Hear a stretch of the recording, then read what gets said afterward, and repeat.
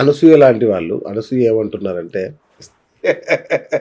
ఇప్పుడు మా ఇష్టం, మా బట్టలు మా ఇష్టం చెప్తలే కదా. అంటున్నారు. ఏంది అంటే ఇప్పుడు మన సనాతన సంస్కృతి సాంప్రదాయాల విషయం ఆలోచిస్తే ఈ ధోరణి ఎటువైపు దారితీస్తుంది అసలు?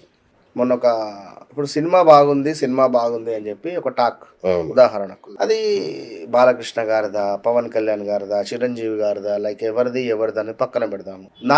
నాకు ఇద్దరు ఆడపిల్లలు. సో ముందు నేను ఆ సినిమాకి వెళ్ళి నేను చూసుకుంటా ఫస్ట్. ఈ సినిమాలో ఏమైనా అశ్లీలకరమైనటువంటి మాటలు కానీ, అశ్లీలకరమైనటువంటి సీన్స్ కానీ ఉన్నాయా?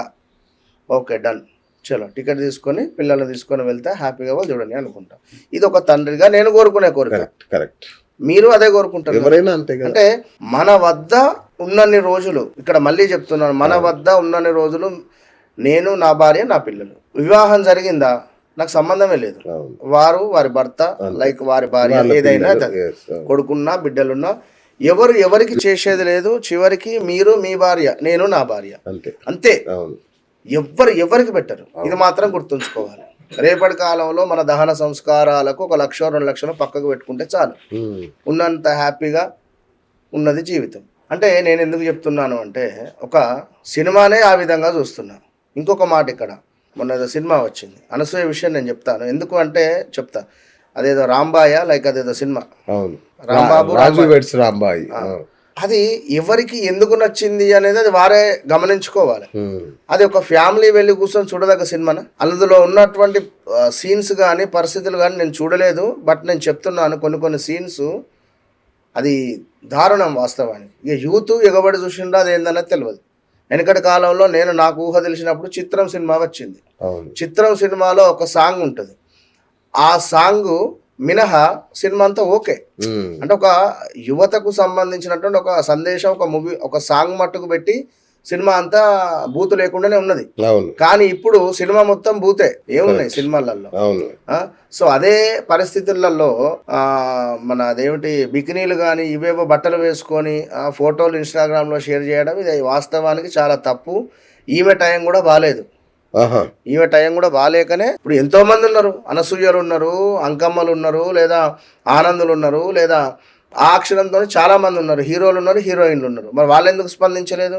మీరే ఎందుకు స్పందించారు? వీరి జాతకరీత్యా నడిచేటువంటి ఏలినాటి శని ప్రమాద దృష్ట్యా వీరికి స్పందించాలి అనేటువంటి కోరిక కలిగింది, స్పందించారు. ఇది ఇప్పుడు వారికి నిజం అనిపించింది, కానీ వాస్తవానికి తప్పు కదా. ఇప్పుడు రామ్ గోపాల్ వర్మ సమర్థించాడు ఆమెని, నాగబాబు గారు సమర్థించారు, ఒక వర్గం ఆమెను వెనకేసుకొస్తుంది. అయితే నేను ఏమంటున్నానంటే, ఏది ఏమైనా కూడా ఇప్పుడు నేను ముందే చెప్పా, ఒక సినిమా గురించి చెప్పిన, నేను నా ఇంటికి సంబంధించి నేను చెప్పా.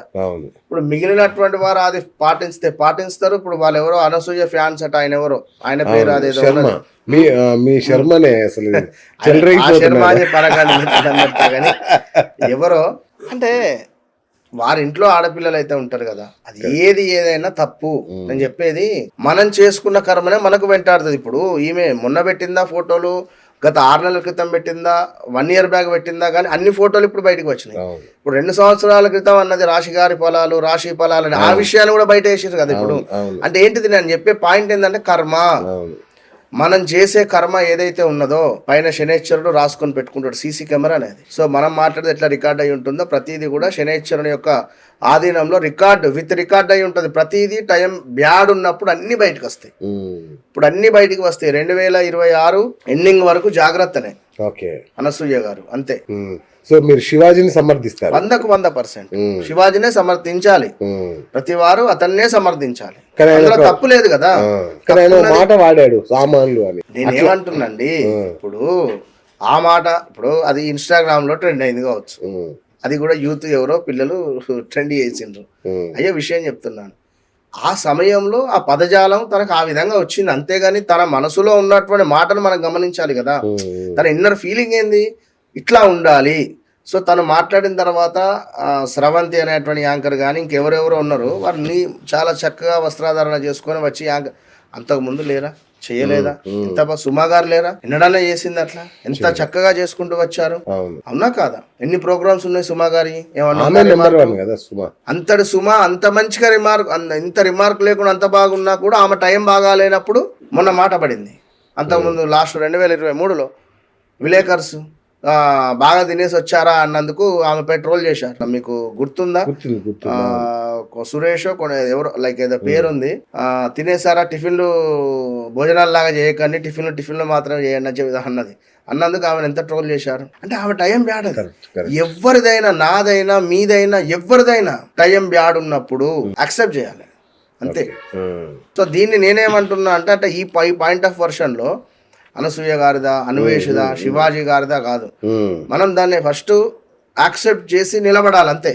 మళ్ళీ దాన్ని పొగిడించదు. మన టైం బాగాలేదు అన్నప్పుడు దాన్ని కట్ చేయాలి. ఇప్పుడు చిరంజీవి గారు చెడును చెవులో చెప్పండి, మంచిని కెమెరా ముందు మైక్లో చెప్పండి అన్నట్టుగా మన టైం బాగాలేదన్నది మీకు తెలిసి కూడా మనం వాదిస్తే వితండవాదం అది ఫూలిష్ అవుతుంది. రైట్. ఇప్పుడు చాలా మంది జ్యోతిష్యులు కదా గురుగారు, ఎన్ని వందల మంది ఉన్నారు.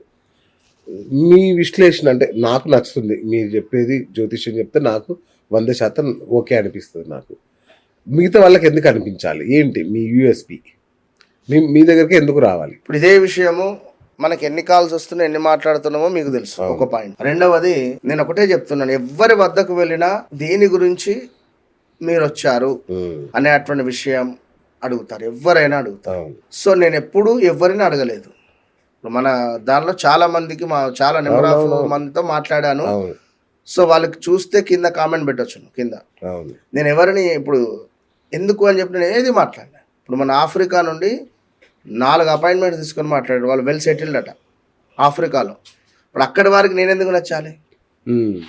నా వాక్శుద్ధి కావచ్చును, లేదా నేను చెప్పేటువంటి ప్రిడిక్షన్ కావచ్చును. ఇప్పుడు వారి పేరు అంతే.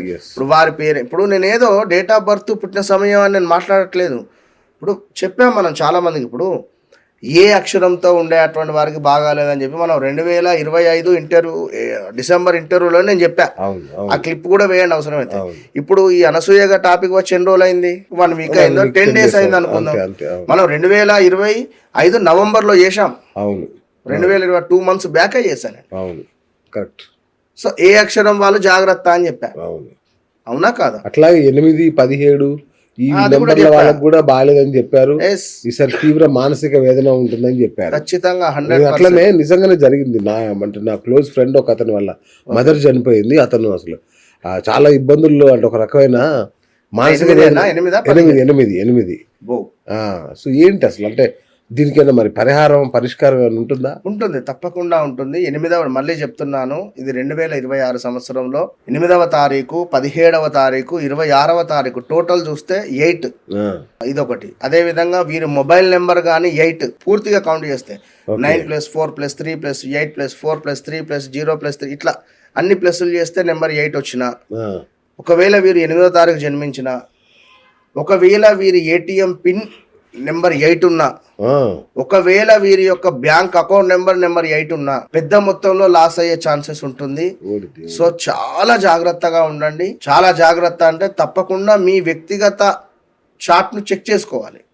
చెక్ చేసుకొని నడిచే దశ అంతర్దశలను బేస్ చేసుకొని ఏదైనా రెమెడీ చేసుకొని ముందుకు పోవాల్సింది అంతే.